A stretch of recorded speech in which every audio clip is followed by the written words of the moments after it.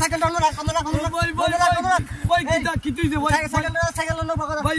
সমস্যা কি দাও ভাই এই ভাই নো বাগা না ভাই কইতে না আমারে প্রবলেম কি দাও ভাই বন্ধু ভাই